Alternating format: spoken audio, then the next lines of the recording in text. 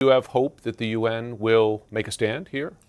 We believe it's a must that the UN makes a stand. Over 80 countries have sponsored the resolution, which simply calls for a humanitarian ceasefire. It also urges the release of hostages, all hostages. It is time the UN stood up to its responsibility, acted in accordance with international law, and really acted to prevent the killing, the massacre of civilians in Gaza, the destruction of their livelihoods.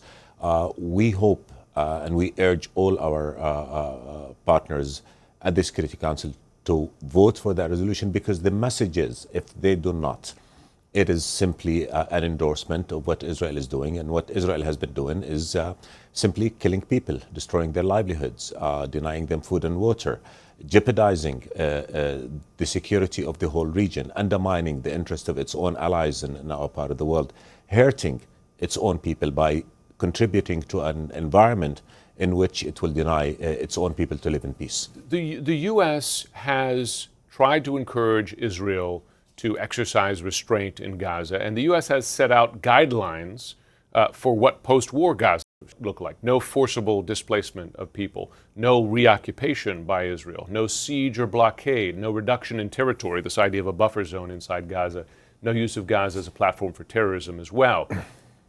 These are red lines, and you see the other pressure the U.S. is putting on for restraint. In your view, is Israel ignoring those red lines? Absolutely. Israel has ignored every and each one of those red lines. Already 1.9 million Palestinians in Gaza displaced. That's about 85% of the population of Gaza. It is destroying every part of Gaza that it goes into. Look at the north. Why is Israel bulldozering streets? Why is it destroying empty homes? It's just simply creating an environment that is going to be uninhabitable.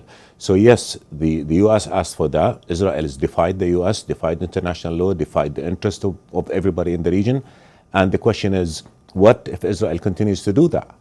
Would the united position be what all of us are going to do? So have you received any assurances? Has Jordan got any assurances from the U.S. officials that it will enforce those red lines? We're still in conversation with the U.S. We'll be meeting the Secretary of State in a couple of hours, along with other Arab colleagues.